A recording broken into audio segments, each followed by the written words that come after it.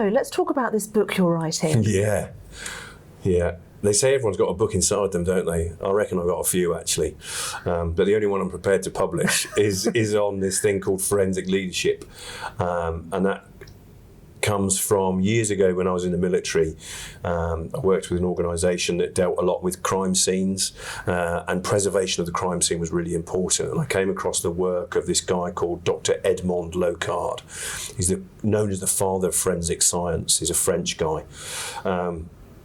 And in simple terms, he said, every time the criminal enters the crime scene, they leave a trace. It could be a fingerprint, could be a fibre from their clothing, could be their DNA, a footprint. You get the idea. You know, we've all seen these things, CSI and stuff on the telly, haven't we? But also the crime scene leaves a trace on the individual, and that could be fibres from the carpet, the victim's DNA, a fleck of paint from the windowsill. Again, you get the thing. So the Locard exchange principle is taught the world over, and it's beautifully condensed down to this thing that says every contact leaves a trace. Where if you pick that whole theory up and drop it down into the leadership domain, it remains constant. Every contact leaves a trace. So I've called it forensic leadership. Genius. The traces we leave behind. So unlike the criminal, the leader gets to choose what traces they leave behind. And we categorise them simplistically, and the simplicity of it belies the complexity that sits behind it.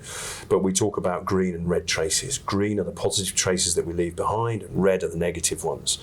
And we can learn masses from each ones, and we can measure them, actually, developing an app that will measure those traces that are left behind. So there's like degrees of green and degrees of red. Think of it +5 to -5, if you will. So give me an example of like a red trace, for instance. Well, red trace, generically a red trace would be humiliating someone in public, victimising them, bullying, passing someone else's work off as your own. Oh, yeah. I think we've all had that one, haven't we? Or just those generic, uncomfortable, people have it less so now because teachers are better now, I think, but historically there's a lot of people my sort of age who a teacher told them they'd never amount to anything. When I wanted to be in the army. God, you'll never make it in the army. You know, they need more discipline, blah blah, all that sort of stuff, and that leaves a red trace on you, and you can carry that. You know, I'm nearly 50, and I could be forgiven for still trying to prove that teacher wrong now. Whereas actually, what you can do is flip those red traces around. If you've got that sort of cognitive ability, and if you've sometimes just a bit, I don't know, stubborn, if you've got that stubbornness to go, I'll show you, and you use that as a motivation rather than something to pull you back, you can sometimes flip those red traces around as a motivation to be better. I'm not going to do that, or I'm going to prove you wrong. Green traces, some of the most common ones, and I've run, forensic leadership workshops with thousands of people now, and one of the most common green traces is thank you, is being noticed. Someone saying thank you or calling you out for doing something right. And that was one of our weekly wisdoms, wasn't it? Is catching people doing the right thing. In the words of Ken Blanchard. Exactly. And if you call people out for doing something right and do that in public as well and give evidence as to what they've done right, God, that leaves a green trace. Just being told thank you. I really appreciate what you're doing, Emily. The way you're growing the business is fantastic. The way you're leaning in and helping the team's amazing. I've seen it. I appreciate it. Thank you. You come away from that thinking, wow. I mean, yeah, pay rise would be nice, but it's not always achievable. You can leave a whacking green trace on people through doing that. And what you find over time is organisations who take on this sort of forensic leadership approach, they change the way they talk. So it's unlikely if I think you're a bit of a chump, I'm not going to come up to you and say, I think you're a bit of a chump. I don't think you're a very good leader. Whereas in a meeting, I might, if the psychological safety is there, either in the meeting say, Emily, that was a bit red. And therefore you've just left a red trace on me. More likely is afterwards, I come up to you and say, Emily, in that meeting, do you remember when we were talking about that thing and you said that thing? That left a really big red trace on me. I wonder if we might be able to speak about that. Now, I'm talking about traces there. I'm not talking about me, and I'm not talking about you. Makes it less personal, exactly. but it opens up the dialogue. It does. It creates this air gap between it. So it's a safety gap, if you like.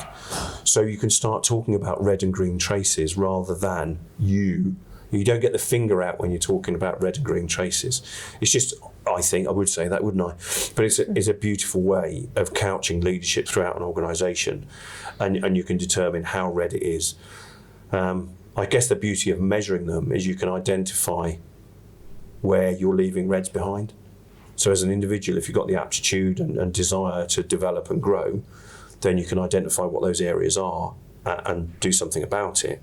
Or as a leader in the practice, you can see who is leaving the traces behind, and you can then send them off on a CPD or do some developmental activity, coach and mentor them that focuses in on that rather than something that's a bit bland and generic. You can really focus in and utilise whatever training budget you've got or L&D budget that bit smarter.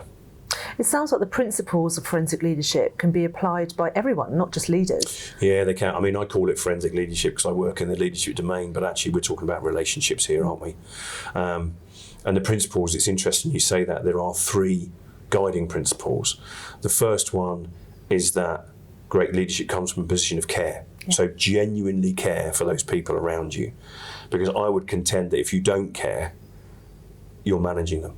You're not leading, you're managing. And you're probably doing that really well, but you're not leading. And there's a very clear difference between management and leadership, which we might want to speak about at a different time. The second principle is notice. And as we've spoken about on other weekly wisdoms, is to be able to notice when people are doing things well and call that out in public and celebrate that fact, say thank you, leaves a green trace. But also from a duty of care, if we get into the habit of noticing people, I generally turn up to work looking like this. I'm reasonably smart, everything's ironed and looks reasonably well pressed, I'm clean shaven. If I turn up to work and I'm looking bedraggled, this has got food stains down it, I haven't ironed my trousers, I look like a sack of spuds all tied up in the middle, then you're noticing something that's not normal. And again, back in my military days, we used to say absence of the normal, presence of the abnormal. So when you do notice that abnormality, that's the time as a leader that you step in and say, hey, Paul, I've noticed this. It's not accusational, it's a very gentle approach. I've noticed this. Is everything okay? Sure. So what's the third principle? Third one is transparency, and we speak about that a lot when we talk about leadership, don't we? But in terms of transparency, not only is it making sure that everyone understands the metrics that they're leaning towards for their objectives, it's not only making sure that everyone understands what part they play in the plan, but it's also demonstrating feelings, our own feelings. So something I try and do is habit stacking. We speak about that quite a lot, don't we, actually? So in the morning, when I get up, I'm brushing my teeth, I try and work out which version of me has got up in the morning. I might have seen every hour of the clock, and that happens sometimes, doesn't it? So if I'm feeling tired, I'm more likely to observe things through a red lens. Therefore, I'm more likely to leave red traces and take offence at what people say. So therefore, if I haven't slept well, I can go into work the following morning, into the practice, and say, hey, I had a shocking night last night. Just be gentle. And if I say something that's clumsy, can you just let me know? And it's sort of that owning the red trace before you even leave it, but it's also giving people a warning order that, hey, I might be about to leave a red here. I don't mean to. I'm tired, I'm clumsy, I'm grumpy. From your own experience, if you have a diagnosis of someone in the family who's unwell and you become a carer and that adds stress, you want to share that because you could have a bad day, you could have a bad week, and therefore you're more likely to leave a red trace, and you're more likely to receive a red trace as well if you're in a negative frame of mind. So it's that transparency about who we are in the moment and share that. And it's important to do that because then we're managing expectations. Amazing.